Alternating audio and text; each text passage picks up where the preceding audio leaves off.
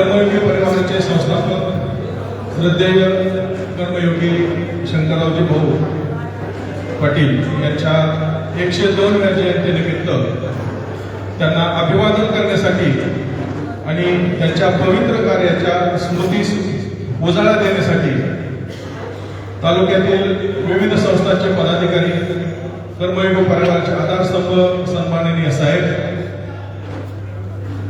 कारखान्याचे सर्व सभासद बंधू आणि कर्मचारी बंधू या अभिवादन कार्यक्रमासाठी उपस्थित राहिले, त्याबद्दल सर्वांचं कर्मयोगी कारखान्याच्या वतीने हार्दिक असं स्वागत करतो.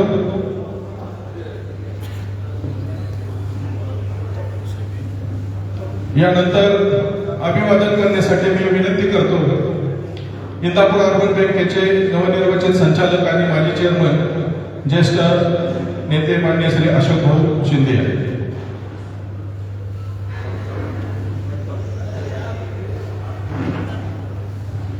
आजच्या या पवित्र दिनी महाशिवरात्रीच्या आपल्या सर्वांना खूप खूप मनपूर्वक हार्दिक शुभेच्छा.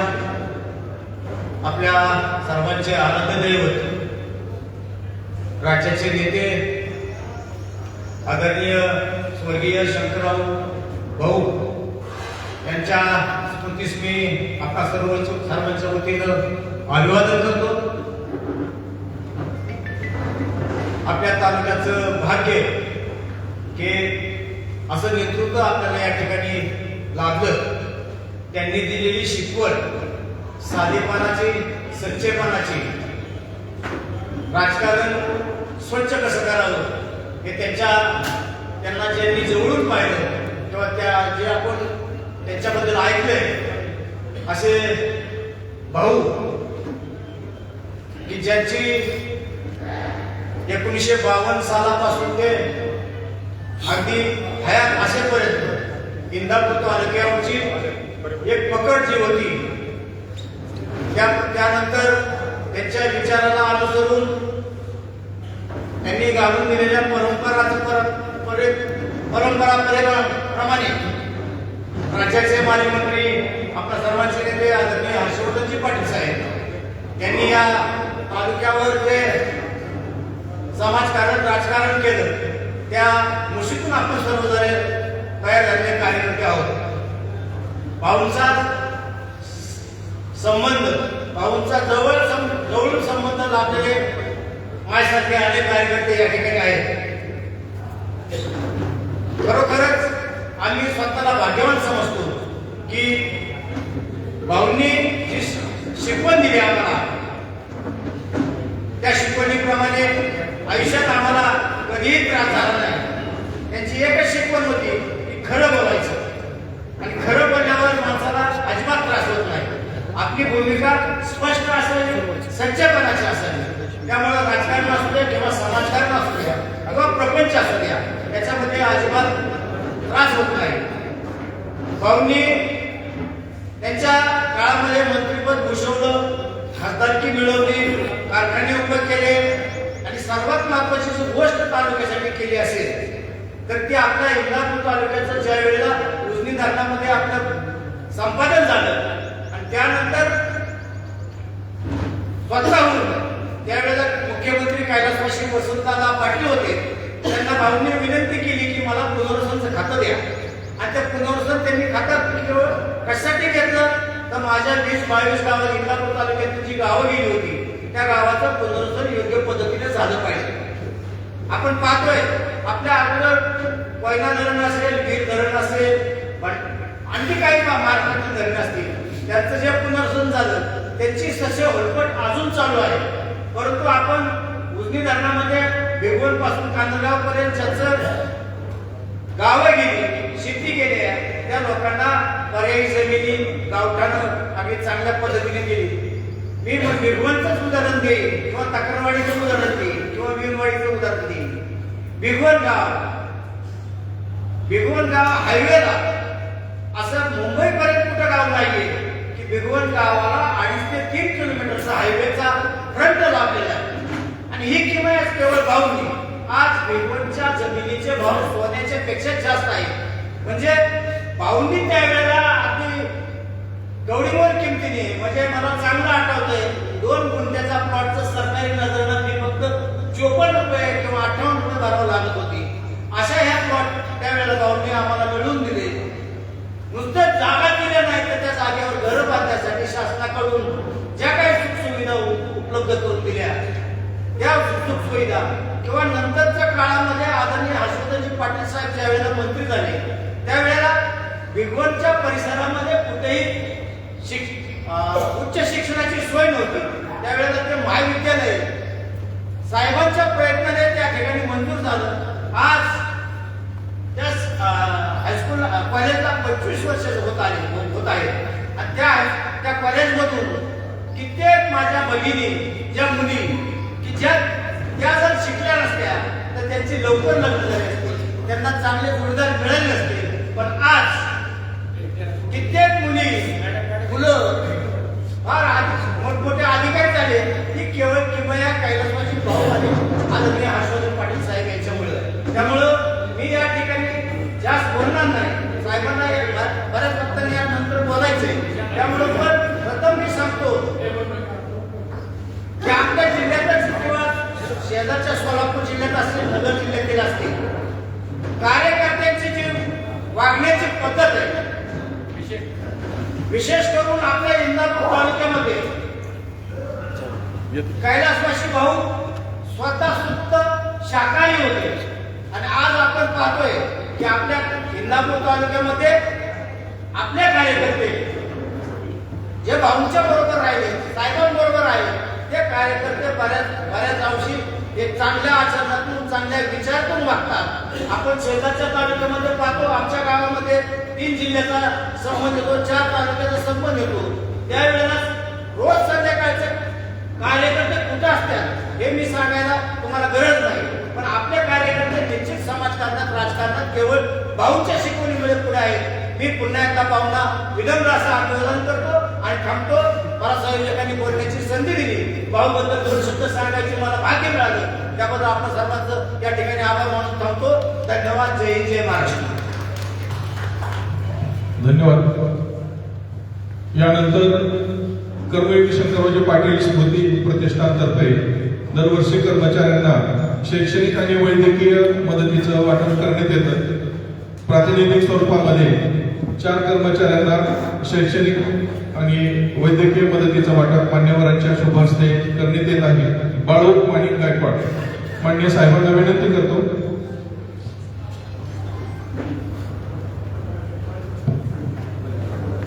बाळूमानी गायकवाड, बाळासाहेब मुकुंद हेगडे, सुरेश चंद्रकांत बिशे, महेश काशीनाथ पाटील. शैक्षणिक मदतीचं वाटप मान्यवरांच्या शुभ हस्ते संपन्न होते.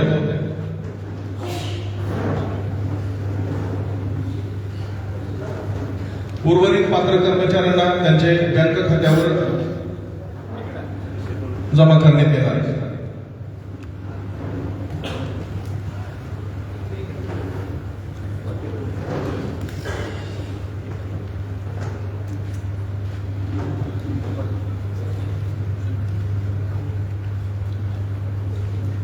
कर्मयोगी भाऊंचा जन्म 15 फेब्रुवारी 1924 रोजी महाशिवरात्री या पवित्र दिनी झाला. कर्मयोगी भाऊंनी सरकार, सामाजिक, शैक्षणिक आणि सांस्कृतिक विकासाचा पाया इंदापूर तालुक्यामध्ये रचला. हजारो सुसंस्कृत कार्यकर्ते तयार केले आणि त्यांच्याच पावलावर पाऊल ठेवून आपल्या कर्मयोगी परिवाराचे आधारस्तंभ सन्माननीय साहेब आणि सर्व कार्यकर्ते आजही काम करतात. आज महाशिवरात्री कर्मयोगी भाऊंची 102वी जयंती आणि त्यानिमित्त त्यांना अभिवादन करण्याची विनंती माननीय साहेबांना करतो. ज्येष्ठ नेते आणि कर्मयोगी कारखान्याचे माजी संचालक श्री रंगनाथ दादा देवकाते यांना विनंती करतो की भाऊंच्या स्मृतींना उजाळा द्या. श्रद्धेय भाऊंच्या प्रतिमेस अभिवादन करू आणि जमलेले सर्व सभासद बंधू आणि भगिनींनी, मी काय जास्त बोलणार नाही, पण भाऊंचे 2 माझ्याविषयीचे जे अनुभव आहेत ती 2 अनुभव मी सांगतो. जेवढे भाऊ रागावतील तेवढं आपलं काम समोरचं झालं म्हणून समजा. एकदा असं झालं, भिगवण कशात तरी उद्घाटनाला आले आणि माझ्या मुलाचं सभासदत्व नोंदण्याकरता मी त्यांच्याकडे गेलो. त्यावेळेस काळेबा आणखी काही प्रतिष्ठित मंडळी त्या ठिकाणी बसलेली होती आणि आम्ही बंडगारांच्या बिल्डिंगमध्ये वरती उद्घाटन होतं त्या ठिकाणी गेलो. आत्ता जे आपल्या कारखान्यावर डायरेक्टर आहे माझे चिरंजीव, त्यांच्या सभासदासाठी मी त्या ठिकाणी गेलो. त्यांनी मी त्यांच्याकडे अर्ज दिला आणि सांगितलं माझ्या मुलाला माझी शेती अशी अशी आहे आणि आपण तर एका शेतला 1 एकर ऊस घेता असं सांगितले. माझे जवळ 7 एकर ऊस असतो आणि त्यामुळं मला इतर कारखान्याला ऊस न घालता आपल्या कारखान्याला ऊस द्यायचा आहे म्हणून मी सभासद वाढवत आहे. त्यांनी त्या ठिकाणी काय सांगावं, त्या ठिकाणी असं सांगितलं की म्हणजे बाकीच्या कार्यकर्त्यांना ऐकवलं, कुणी यावं, सभासद व्हावं आणि कारखान्याची कसल्या परिस्थितीत कुठल्याही बघणार नाही आणि सभासद होता घेता येणार नाही. त्या ठिकाणी मला थोडंसं वाईट वाटलं, परंतु मी सभा संपल्यावर बाहेर गेलो आणि त्यांनी काही शिपायाच्या मार्फत मला बोलवून घेतलं. अरे म्हणजे नेमकं ते की बरीचशी लोक इच्छुक आहेत आपल्या कारखान्यात आणि या ठिकाणी बसलेले आहेत, माझ्याकडे अर्ज आलेले, तुला तर मला घ्यायचंच आहे, तुझा अर्ज स्वीकारायचाच आहे, परंतु इतर लोकांना काय वाटतं म्हणून मी बोललो. त्याच्यावर भावनी अर्जावर तिथं सही केली आणि सभासदत्व घेतलं. दुसरी गोष्ट अशी, 2 अनुभव फक्त मी सांगतो भाऊंच्या विषयी. दुसरा अनुभव असा की भाऊंनी मला आपल्या पीडीसी बँकेच्या वेळेस मी विकास सोसायटीचे चेअरमन होतो, प्रतिनिधी होतो आणि मला यायला सांगितलं प्रतिनिधी म्हणून. परंतु आता हर्षभाऊचे देखील मी सांगतो, त्यावेळेस मी खरेदी विक्री संघामध्ये होतो आणि हर्षभाऊ, अविनाश दादा, आपले खरेदी विक्री संघाचे चेअरमन जगताप की सगळीजण मंडळी मला बोलवून घेतलं. अरे म्हणलं की खरेदी विक्री संघाचे चेअरमन दासवे त्यांना म्हणजे सांगायला एक अनुभव कसा, भाऊचा स्वभाव कसा आहे, मी बाकीची काही गोष्ट उघडकीला आणत नाही, पण म्हणजे त्याला येऊ द्या. त्या मंडळींनी मला सांगितल्यानंतर मी यांच्या शब्दाला मान दिला आणि घडलं दुसरंच. त्यामुळे भाऊंनी मला बोलवून घेतले, म्हणजे तू चेअरमन असताना प्रतिनिधी का आला नाही? तर मला न असतो भाऊंसाहेबांचं नाव सांगावं लागलं. त्यावेळेस भाऊ सगळ्यांनी बोलवलं आणि मला राजीनामा द्यायला सांगितला. त्याच वेळेस तू म्हणजे राजीनामा द्या. मी म्हणलं भाऊ माझं काय चुकलं? बघा भाऊचा स्वभाव कसा आहे, एक आठवण म्हणून सांगतो. राजीनामा द्या म्हणजे राजीनामा दिल्यानंतर मी दिला राजीनामा खरेदी विक्री संघाचा आणि 15 दिवसात मार्केट कमिटीचं इलेक्शन झालं. मला भाऊंनी फॉर्म भरायला सांगितला, म्हणजे इथं फॉर्म भर आणि बिनविरोध भिवंड गटातून मला निवडून भाऊंनी त्या मार्केट कमिटीवर आणलं. अशा प्रकारची दोन स्वभावाची त्यांची मी आपल्याला ओळख करून देतो. भाऊ खरोखरच एकदम ह्याच्या स्वभावाचे होते. माणसं ओळखायला एक नंबर होते. माणसं कोण कसा काय अशा प्रकारचे दोन अनुभव मी आपल्याला सांगितलं. या ठिकाणी भावपूर्ण भाऊंना श्रद्धेय भाऊंना माझं अर्पण करतो आणि या ठिकाणी थांबतो.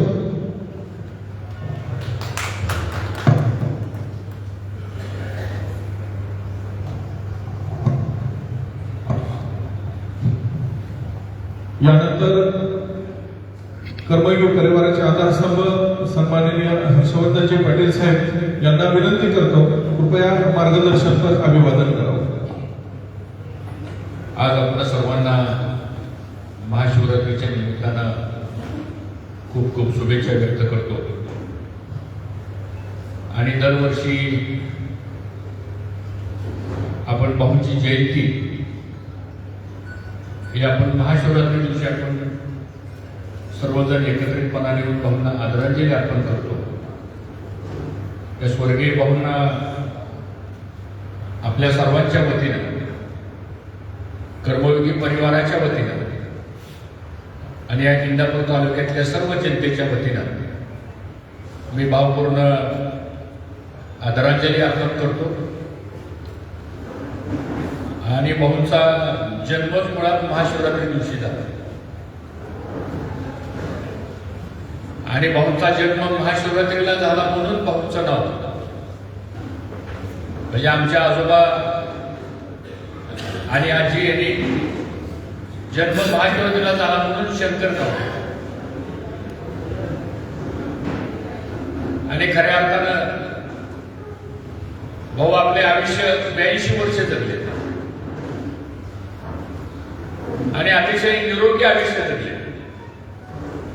एक शेवटचा 1 महिना 2 महिने थोडासा भाऊंना त्रास झाला.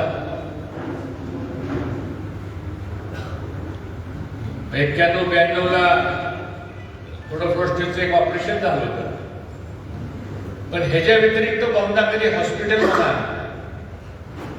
किंवा कधी कुठला आजार पण म्हणा, म्हणजे इतकं निरोगी आयुष्य या हल्लीच्या काळामध्ये फार लोकांना मिळत नाही. आणि म्हणून दीर्घ आयुष्याबरोबर उत्तम आरोग्य सुद्धा हे भाऊंनी आपल्या संपूर्ण 82 वर्षाच्या त्या धक्काधक्कीच्या प्रवासामध्ये सुद्धा भाऊंनी आपल्या आयुष्याची आणि आपल्या प्रकृतीची सुद्धा आणि त्याचबरोबर आपल्या जनतेच्या प्रकृतीची सुद्धा ही भाऊंनी अतिशय बारकाईने काळजी घेतली. आणि 82 वर्षाच्या आयुष्यामध्ये कोण किती वर्ष जगलं ह्यापेक्षा आपण आयुष्यामध्ये काय काम केलं याचं मोजमाप प्रत्येकाच्या आयुष्यामध्ये निर्माण होत असतं. बऱ्याच वेळा काही लोकांच्या बाबतीत असं घडतं की ते असताना त्यांचं महत्व कधी प्राप्त होत नाही, किंबहुना त्या माणसाबद्दल सातत्याने टीका केली जाते, पण गेल्यानंतर त्या माणसाचं महत्व अधिक लोकांच्या समोर नजरेसमोर येतं. पण भाऊच्या बाबतीमध्ये वेगळं होतं. भाऊने अगदी भाऊचा जर कदाचित नव्या पिढीला माहीत नसेल, कारण ज्याचं वय वर्ष 40 आहे, 42 आहे, 45 आहे, 25 आहे, 30 आहे, त्यांना कदाचित भाऊ कोण होते माहिती नसेल. तुम्हाला आम्हा सर्वांना माहिती आहे, कारण आपण बरोबर काम केलेलं आहे. पण नव्या पिढीला शंकररावजी पाटील कोण होते?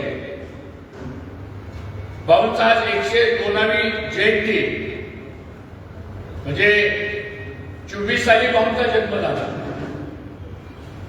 स्वातंत्र्य मिळण्याच्या अगोदर भाऊंचा जन्म झाला.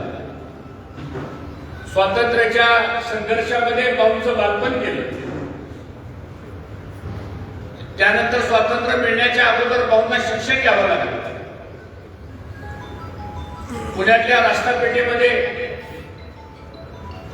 एक खोली आमच्या आजोबांनी भाड्याने घेतली.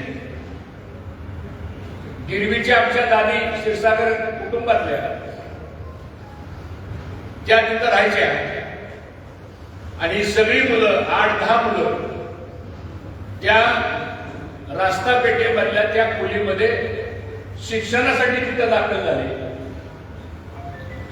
शिवाजी मराठा हायस्कूल तिथं बोर्डिंग मध्ये प्रवेश मिळत नव्हता, आणि मग त्या काळामध्ये या सगळ्यांचं शिक्षण जे आमचे आजोबा होते ते दुसरी पण पास नव्हते, पण शिक्षणाची आवड होती. पुढची पिढी शिकली पाहिजे तर समाजासाठी काम करू शकेल ही दृष्टी की मला असं वाटतं स्वातंत्र्याच्या पूर्वीच्या काळामध्ये होती. आणि त्यानंतर मग भाऊ BA झाले, पुण्याला लॉ कॉलेजला ऍडमिशन घेतलं. 1950 साली भाऊ बॅरिस्टर झाले, LLB ची डिग्री मिळाली. 50 साली पुण्यामध्ये छोटीशी प्रॅक्टिस सुरू केली वकिलीची. त्या काळामध्ये एखादा ग्रामीण भागातला एखादा शेतकऱ्याचा मुलगा बॅरिस्टर होणं, आताची गोष्ट सोडून द्यावा, आता काही शिक्षण सांगायला म्हणजे झाले तो भाग वेगळा. आणि मग भाऊंनी त्या ठिकाणी वकिली सुरू केली. 50-51 साली भाऊंचं लग्न जमलं. पंडित जवाहरलाल नेहरू या देशाचे पहिले पंतप्रधान झाले. 52 साली भाऊंचं वय वर्ष 26 होतं. भाऊंना विधानसभेचं काँग्रेस पक्षाचं तिकीट त्या काळामध्ये मिळालं. 52ला भाऊ इथं आले. त्यावेळेस गावात ठराविक लोकांना मतदान असायचं, सगळ्याला मतदान नव्हतं. 57ला सार्वत्रिक मतदान आलं सगळ्यांना. त्यावेळेस ठराविक लोकांनाच मतदान असायचं, आणि त्या ठराविक लोकांच्या मतदानावर 1952ची भाऊंची पहिली विधानसभेची निवडणूक बारामतीचे डॉक्टर शेंबेकर हे भाऊंच्या विरोधात उभा राहिले होते. आणि शेंबेकर हे किती श्रीमंत होते, घोड्यावर यायचे, घोड्यावर प्रचार असायचा त्या काळामध्ये. आमचाही जन्म नव्हता, पण हा इतिहास आहे. आणि मग 52 साली निवडणूक झाली, आणि त्यावेळेस भाऊ पहिल्यांदा अतिशय काटावर 52च्या निवडणुकीमध्ये भाऊ निवडून आले. निवडून आल्यानंतर या देशामध्ये लोकशाही स्थापन झाल्यानंतर, हा देश स्वतंत्र झाल्यानंतर या देशातली जी पहिली सार्वत्रिक निवडणूक झाली, त्या विधानसभेचे पहिले आमदार या तालुक्यातल्या जनतेनं भाऊंसारख्या एका तरुण मुलावर विश्वास व्यक्त केला, आणि भाऊ पहिल्यांदा आमदार झाले. भाऊ आमदार झाल्यानंतर आमच्या घरातली सगळी सिनियर मंडळी एकत्र बसली. मग आमचे 3-4 आजोबा असतील, त्यावेळेचा दरार असा असायचा की पुढे असं उभा राहता येत नव्हतं. बोलणं तर सोडूनच द्या, जुन्या माणसाचा दरार होता, आणि तो नैतिक दरार असायचा.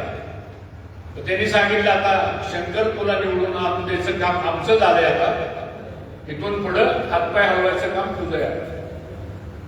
काम चांगलं केला लोक निवडून देतील, कमी पडला तर तुझी अडचण येईल. आता आमचा रोज संपला हे 1952 साली सांगितलं आणि मग भाऊने आपल्या कामाला सुरुवात केली. मग भाऊ इकडे इंदापूरला आले, इंदापूरला एक जागा भाड्याने घेतली, तिथं राहिले. वहिनी आल्या, वहिनी थोडंफार काय काम करायच्या, त्यातनं भाऊ थोडीफार वकिली करायची आणि असं करत करत संसार प्रपंच आणि लोकांचा प्रपंच ही खऱ्या अर्थानं सुरुवात आहे. त्यानंतरच्या काळामध्ये 57ला संयुक्त महाराष्ट्राची चळवळ निर्माण झाली आणि मुंबई सहित संयुक्त महाराष्ट्र झाला पाहिजे हा लढा निर्माण झाला. आंदोलनं झाली, 105 हुतात्मे झाले, गोळीबार झाला, लाठीचार्ज झाला आणि 105 महाराष्ट्र एकीकरण करण्याकरता म्हणून लोकांचा बळी गेला आणि त्यावेळेस एक संतापाची लाट निर्माण झाली. आणि मग जे जे काँग्रेसचे उमेदवार होते त्या सगळ्या उमेदवारांच्या विरोधामध्ये मतदान करायचं असा निर्णय झाला. आणि मला सांगायला अभिमान वाटतो की पुणे जिल्ह्यामध्ये जेवढे काँग्रेसचे उमेदवार होते ते सगळेच्या सगळे उमेदवार पडले. फक्त इंदापूरची एकच जागा 57 साली ही भाऊंची पुन्हा निवडून आली. मला असं वाटतं हा महाराष्ट्रामधला एक इतिहास घडला. हे काम भाऊंच्या कर्तृत्वाने या ठिकाणी निर्माण झालं. मग यशवंतराव चव्हाण या राज्याचे मुख्यमंत्री होते. त्यांनी शेतकरी कामगार पक्ष हा सगळा विलिनीकरण करण्याचा निर्णय घेतला. मग त्यामध्ये यशवंतराव मोहिते असतील, त्यामध्ये शंकरराव मोहिते पाटील असतील, त्यामध्ये नामदेवराव जगताप असतील, त्यामध्ये प्राध्यापक इंदी पाटील असतील. या काळातली जी सगळी जुनी माणसं होती हा इतिहास सुद्धा माहिती पाहिजे आपल्याला. बऱ्याच लोकांना या गोष्टी माहीत नसतात. आणि त्यातून मग 1960ला राज्याची निर्मिती झाली आणि मग 1962ला नागपूरला पहिलं अधिवेशन झालं, नागपूर करार झाला. आणि त्या पहिल्या अधिवेशनामध्ये भाऊंना मुख्यमंत्री कार्यालयामधून एक पत्र आलं की तुम्ही राज्याच्या औद्योगिकरणावरती तुम्हाला भाषण करावं लागेल. रात्रभर भाऊ झोपले नाही. म्हणजे भाऊंनी सांगितलेला किस्सा आहे. म्हणजे तुम्ही बॅरिस्टर आहात, तुम्ही वकील आहात, तुमची बाजू मांडण्याची पद्धत मला आवडली. आणि मग यशवंतराव चव्हाण म्हणजे एक फार उत्तुंग व्यक्तिमत्व होतं. मग त्यांनी भाऊंना औद्योगिकरणावर बोलायला सांगितलं.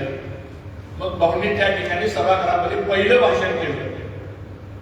त्यावेळेच्या काळामध्ये मुख्यमंत्री सगळ्या आमदारांची भाषणं बसून ऐकायची.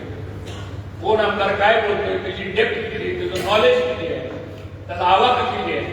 आणि मग सभागृह संपताना भाऊंना चिठ्ठी पाठवली. त्या सभागृहाचा एक पट्टेवाला असतो मुख्यमंत्र्यांचा, ते ड्रेस घातलेला, त्याच्यावर चिठ्ठी पाठवली यशवंतराव चव्हाणांनी की शंकरराव पाटलांना मला उद्या सकाळी 8 वाजता भेटायला बोलवा. भाऊंना चिठ्ठी मिळाली. भाऊने मला सांगितलेला किस्सा. भाऊ म्हणले नागपूरला थंडी एवढी होती, रात्रभर झोप येणार म्हणले की मुख्यमंत्र्यांनी आपल्याला का बोलवले. म्हणजे दरारा एवढा असायचा मुख्यमंत्र्यांचा. म्हणजे 5-5 वर्ष माणूस मुख्यमंत्र्यांकडे त्या काळामध्ये जात पण नव्हता. तर ती एक सिस्टीम असायची काम करण्याची. पहाटे 4 वाजता उठले भाऊ, गार पाण्याने आंघोळ केली, 7 वाजता यशवंतराव चव्हाणांच्या निवासस्थानी गेले. आणि मग त्यांनी सांगितलं की तुझं अभिनंदन करण्याकरता बोलवलंय, चांगलं भाषण केलं, तू चांगलं भाषण केलं, तुझ्यामध्ये गुणवत्ता आहे, तुझ्यामध्ये प्रामाणिकपणा आहे, तुझ्यामध्ये वक्तृत्व आहे आणि तुझ्यामध्ये हे जे काही औद्योगिकरणाचं जे केलेलं आहे. तर मला असं वाटतं म्हणले की तुझ्या भाषणात मला एक मुद्दा क्लिक झाला की मला या महाराष्ट्रामध्ये मला महाराष्ट्र औद्योगिक वसाहत निर्माण करायची. आणि त्यातून MIDCचा जन्म झाला. हा MIDCचा जन्म असा झाला नाही. तर MIDCचा जन्म केवळ भाऊंच्या त्या भाषणामुळं महाराष्ट्र राज्य औद्योगिक वसाहत महामंडळ हे स्थापन झालं. आणि भाऊंना त्यांनी सांगितलं की मी मुंबईला गेल्यानंतर माझ्या मंत्रिमंडळाचा विस्तार होणार आहे, तर मी तुला उपमंत्री करणार आहे. म्हणजे राज्यमंत्र्यांच्या खाली एक उपमंत्री असले, उपमंत्री, राज्यमंत्री आणि कॅबिनेट मंत्री अशी ती 3 टायर सिस्टीम होती त्या काळामध्ये. पण भाऊंना एक सांगितलं त्यांनी की शपथविधी होईपर्यंत कुणालाही बोलायचं नाही, अगदी घरी सुद्धा सांगायचं नाही.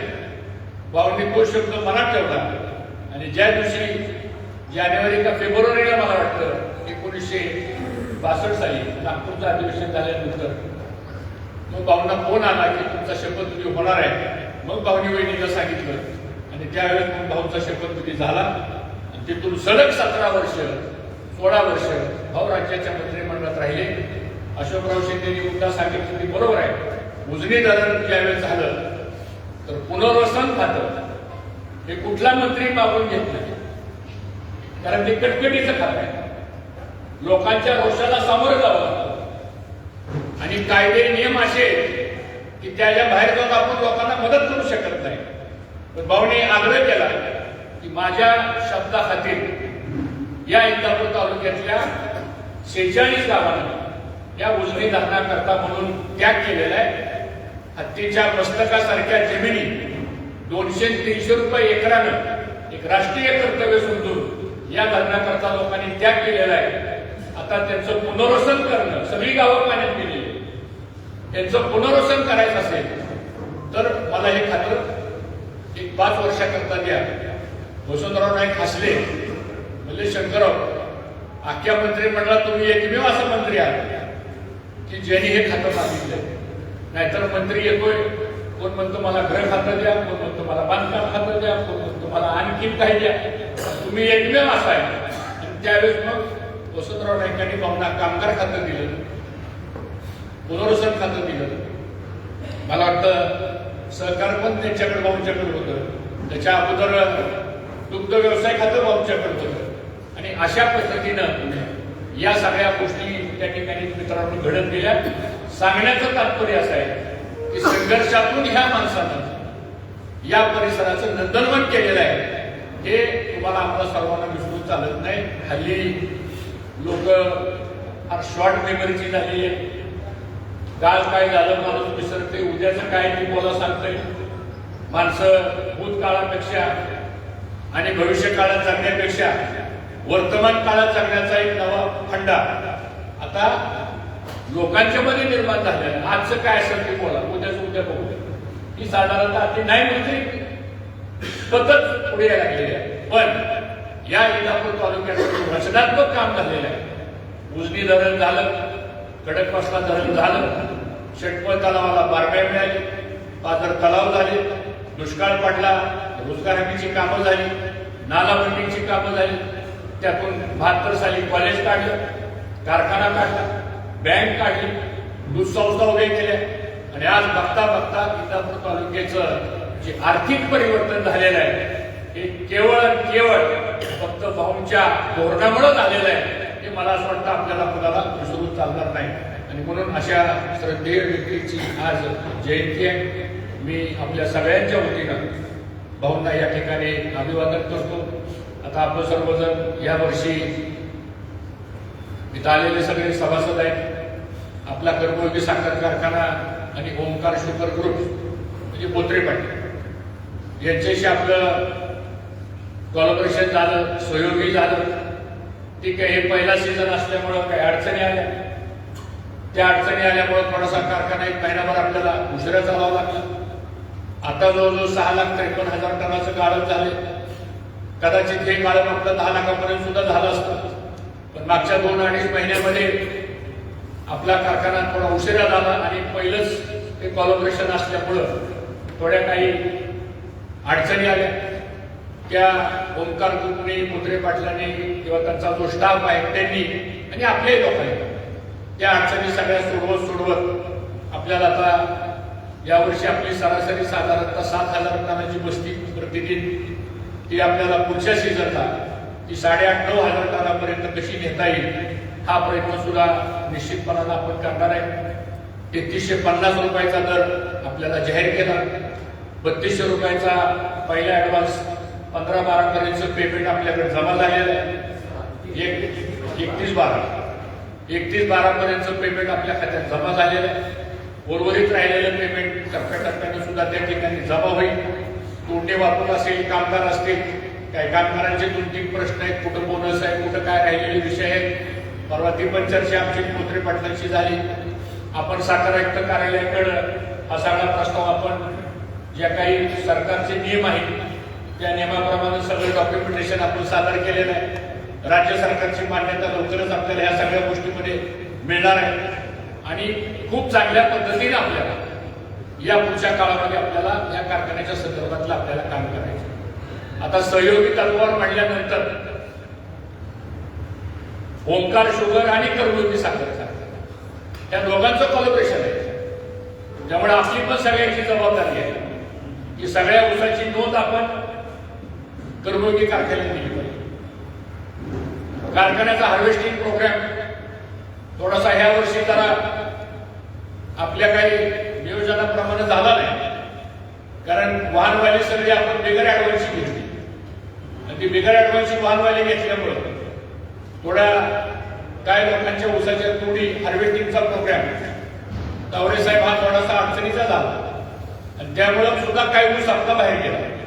हे पण आपल्याला नाकारून चालणार नाही. त्यामुळे आपण आता हा कारखाना साधारणतः 7 लाखापर्यंत जाईल असा अंदाज आहे.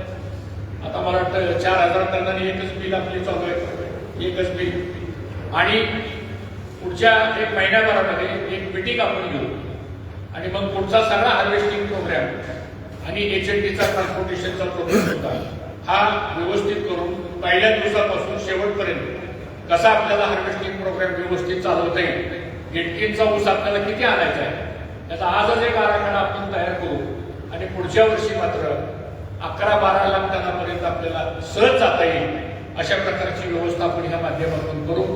आज सुदैवानं आपल्या तालुक्यातल्या सगळ्या संस्था, अर्बन बँक आज 150-200 कोटीपर्यंत आपल्या बँकेच्या ठेवी झाल्या. इथं बाबूराव रणवरे आमचे नवीन चेअरमन झाले, त्यांचं अभिनंदन. दुसरे आमचे व्हाईस चेअरमन आहेत तिथं मनोज मोरे.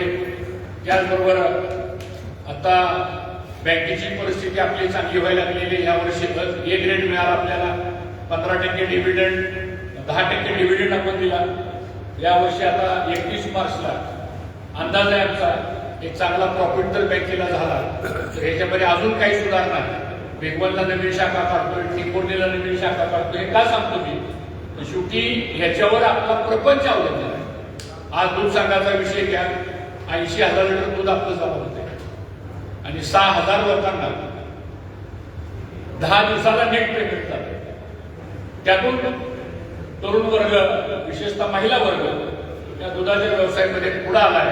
2 पैसे त्यांच्या खिशात जायला लागले.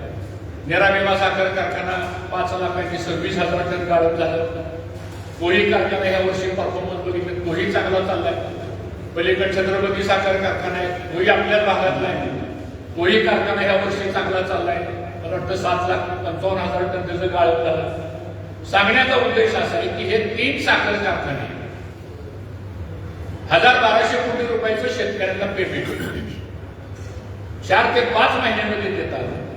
मला सांगावं असा कुठला उद्योग आहे की जो आपल्याला 5 आणि 6 महिन्यामध्ये 1,000-1,500 कोटी रुपये आपल्या अकाउंटमध्ये जमा करतो. अर्थात शेतकऱ्यांचं पण कष्ट आहे, तुमची पण मेहनत आहे, पण त्याचबरोबर कच्च्या मालाचं रूपांतर पक्क्या मालामध्ये करण्याचं काम सुद्धा मला असं वाटतं ह्या माध्यमातून आपल्याला खूप चांगल्या पद्धतीने करता येईल. आणि म्हणून आज ओंकार शुगर मी सुद्धा महाराष्ट्रामध्ये बरेच कारखाने घेतले, ते बरेच कारखाने चालवतात. आपला कारखाना हा चांगल्या पद्धतीने चालवण्यामध्ये थोडीशी लोकांना धाकधूक वाटत होती, काय होईल काय नाही. पण आता हळूहळू लोकांचा पण त्या संदर्भामधली भूमिका होईल आणि आम्ही रोज संचालक मंडळ शेवटी आमचं त्यांचं कोलॅबोरेशन झालेलं आहे. वार्षिक साधारण सभेच्या मीटिंगमध्ये ज्या अटी आपण टाकल्या होत्या त्या सगळ्या अटी कोत्रे पाटलांनी मान्य केल्या. त्यांच्याही कंपनीनं त्यांचाही जनरल बॉडीचा ठराव करून या अटी आम्हाला मान्य आहे, आपण टाकलेल्या अटी त्या त्यांनी मान्य केल्या आणि असं जॉईंट कोलॅबोरेशन किंवा संयुक्त भागीदारी सहयोगी तत्वावरची हे शासनाच्या आता GR निघेल आणि त्या पद्धतीनं या सगळ्या गोष्टी आपण त्या ठिकाणी ठरवलेल्या आहेत. याबद्दल काही अधिक भाष्य मला करायचं असं वाटत नाही. परंतु परवा आपल्या तालुक्यामध्ये आपण सगळेच एकत्र आलो, एक चांगलं समीकरण निर्माण झालं. शेवटी आता आपल्याला असं वाटतं की हा संघर्ष किती वर्ष करायचा, गावागावामधला संघर्ष आणि सगळी एनर्जी आपली या भांडणामध्येच जायला.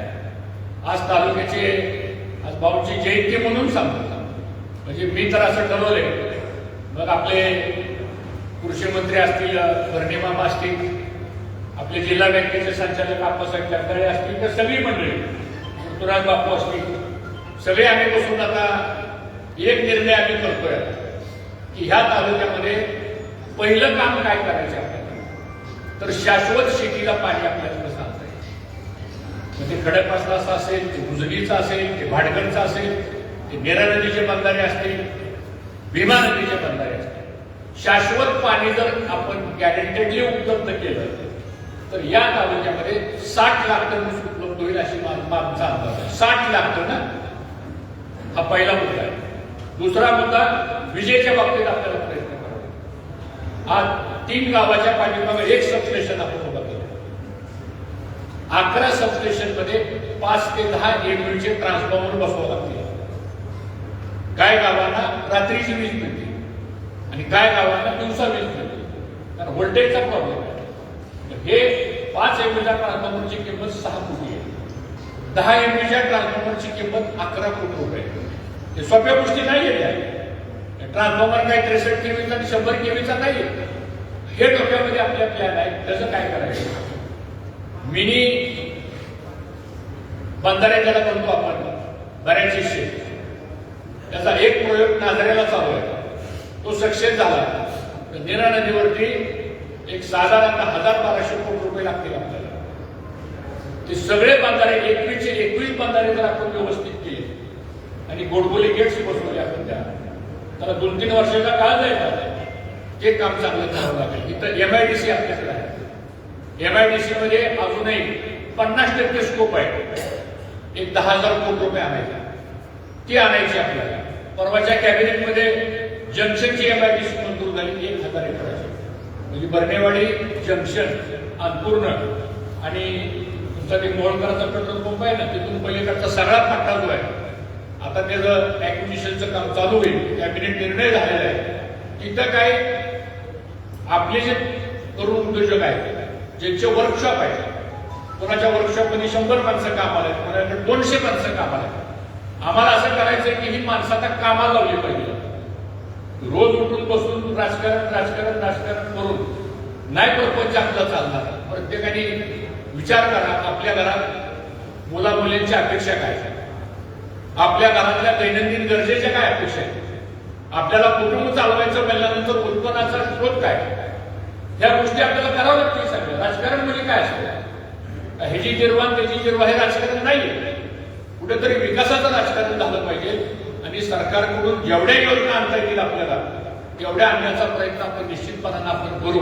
हे मला या निमित्तानं आपल्याला सांगायचे. त्याच्या पुढे जाऊन अजून शिक्षणाच्या बाबतीत आपल्याला भरीव काम करायचं. आज कल्पना करा, या इंदापूर तालुक्याची लोकसंख्या 5.5 लाख आहे. या 5.5 लाख लोकसंख्येमध्ये 1,45,000 लोकसंख्या ही फक्त विद्यार्थ्यांची आहे. म्हणजे 30% प्रत्येकाच्या घरातली लोकसंख्या ही विद्यार्थी दशकामधली आहे. ह्या विद्यार्थ्याला काय पाहिजे, त्याला चांगलं शिक्षण पाहिजे, त्याला मेरिटवरती कसं आणायचं आहे हा प्रयत्न केला पाहिजे. ही विकासाची काम आहे. जिल्हा परिषद पंचायत समिती ते काम करतील आपापल्या पद्धतीने, नगरपालिका आपापल्या पद्धतीने काम करेल. पण त्याही पेक्षा आर्थिक परिवर्तन जर लोकांचं करायचं असेल आपल्याला, तर ह्या बेसिक गोष्टी ज्याची शिकवण भाऊंनी आपल्याला दिली, ज्या भाऊंची जयंती आपण आज साजरी करण्याकरता एकत्र जमलेलं, मला असं वाटतं तो विचार हे खऱ्या अर्थानं भाऊंना आपण अभिवादन केल्यासारखं होईल आणि त्या पद्धतीने आपल्याला पुढं वाटचाल करायची. एवढीच आपल्याला या निमित्तानं मी ग्वाही देतो. पुन्हा एकदा आज आपण सर्वजण एवढ्या मोठ्या संख्येने आज या ठिकाणी आलात. निश्चितपणानं कर्मयोगी परिवार आणि त्यातला कर्मयोगी सहकारी साखर कारखाना आणि ओंकार ग्रुप असा जो कोलॅबोरेशन करून आपण जे पुढे चाललेलं आहे, ते पण चांगल्या पद्धतीनं काम पुढं होईल. आज त्यांचे अधिकारी आपले अधिकारी त्याचं कॉम्बिनेशन आपण व्यवस्थित ठेवतोय. शेवटी हा उद्योग अडचणीत आलेला आहे. मंगळवारीच आम्ही दिल्लीला जाण्याचा प्रयत्न करतोय. केंद्रीय गृहमंत्र्यांची वेळ आम्ही मागितलेली आहे. साखरेची MSPचा प्रश्न अजून सुटला नाही. इथेनॉलचा कोटा अजून वाढवून मिळावा त्याचा प्रश्न अजून सुटलेला नाही. इथेनॉलची किमती वाढवावेत त्याचा अजून प्रश्न मार्गी लागला नाही. काल कॅबिनेटने एक निर्णय दिला 5 लाख मेट्रिक टन साखर एक्सपोर्ट करायला परवानगी दिली. पण आज एक्सपोर्टचं मार्केट लंडन मार्केट जर बघितलं तर ते काय फार चांगलं मार्केट नाहीये. कदाचित सोमवारी म्हणजे उद्यापासून एक 50-60 रुपये साखरेचे दर वाढण्याची शक्यता वाटते मला. तर 5 लाख टन साखर एक्सपोर्टला जून महिन्यापर्यंतचा कोटा देण्याचा निर्णय कालच नोटिफिकेशन निघालेलं आहे. हे मी का सांगतो आपल्याला, तर शेवटी साखर उद्योगाचे 99% निर्णय हे कारखाना जरी आपण चालवत असलो तरी ह्याचे controlling authority he government of India त्यांच्या पॉलिसीवरती खालचे निर्णय या सगळ्या व्यवसायाच्या निमित्तानं होत असतात. आणि म्हणून सुदैवानं राष्ट्रीय स्तरावर काम करण्याची संधी आपल्याला मिळालेली आहे. एक 15 दिवस झालं मला ह्या गडबडीमुळे काही दिल्लीला जाता आलं नाही. पण आता ह्या मंगळवारी आम्ही आमच्या फेडरेशनची बोर्ड मिटिंग ठेवलेली आहे. काही प्रस्ताव तयार करून दिलेले आहेत. आता अजितदादा होते त्यावेळी त्यांना ह्या गोष्टी लगेच समजायच्या. आता देवेंद्र फडणवीस साहेबांना भेटून सांगावं लागेल, एकनाथ शिंदेना सांगावं लागेल, वहिनींना सांगावं लागेल. शेवटी सरकारची मदत असल्याशिवाय या गोष्टी आपल्या पुढे जाणार नाही. आणि आमचा सर्वांचा उद्देश एकच आहे. आम्ही एकत्र आलो म्हणजे काय आमचं काय आपसात तडजोड झाली अशाचा काही भाग नाही. आम्ही एकत्र आलो म्हणजे हे सगळं एकत्रित चालवायचं असेल तर एकत्र यावं लागेल. म्हणून आम्ही सगळे एकत्र आलो. आणि मला आनंद आहे की नेते एकत्र आले, पदाधिकारी एकत्र आले, कार्यकर्ते एकत्र आले. आणि त्याहीपेक्षा लाखोच्या संख्येनं मतदार ज्यावेळेस एकत्र येतो मला असं वाटतं किती हुशार मतदार आहे ह्या तालुक्यातला. त्याला चांगलंही कळतं, त्याला वाईटही कळतं. आणि म्हणून कुणी काय जरी म्हणलं तरी बाबा आपलं हित कशात आहे, आपलं भवितव्य कोण घडवणार आहे हा विचार करणारा मतदार हा भाऊंच्या प्रेरणेतून तयार झालेला आहे. आणि म्हणून नैतिक अधिष्ठान, नीतिमत्ता, तत्वज्ञान, प्रामाणिकपणा, काम करण्याची चिकाटी आणि सगळ्या जाती धर्मांना बरोबर घेऊन जाण्याचं नेतृत्व ही भाऊंची खऱ्या अर्थानं शिदोरी आहे. आणि ती घेऊन आपण सर्वजण या पुढे वाटचाल करू एवढंच या निमित्तानं सांगतो. आपण आलात पुन्हा एकदा भाऊंच्या प्रतिमेला अभिवादन करतो आणि माझे 2 शब्द संपवतो. धन्यवाद. धन्यवाद साहेब. यानंतर आभार प्रदर्शन कारखान्याचे संचालक श्री सतीश व्यवहारे सर करतील. परंतु तत्पूर्वी सर्व उपस्थित मान्यवरांना एक विनंती आहे. या कार्यक्रमानंतर आपण ज्या जागेवर बसला आहात त्याच ठिकाणी आपल्याला फराळाची व्यवस्था केलेली आहे. त्यामुळे फराळ केल्याशिवाय कोणी जाऊ नये. सर आभार प्रदर्शन. आज या ठिकाणी महाशिवरात्र श्रद्धेय स्वर्गीय शंकररावजी पाटील तथा भाऊ यांची आज जयंती आणि या जयंतीनिमित्त आपण सर्वजण या ठिकाणी कार्यक्रमासाठी उपस्थित झालात. त्यानिमित्तानं माननीय हर्षवर्धनजी पाटील साहेब, त्याचप्रमाणे सर्व संस्थांचे पदाधिकारी, आजी माजी पदाधिकारी आणि सर्व आपल्या कारखान्याचे कर्मचारी, सर्वच आमचे बंधू भगिनी या ठिकाणी उपस्थित झाले. या सर्वांचं ज्या ठिकाणी आभार मानतो आणि आजचा हा कार्यक्रम संपला असं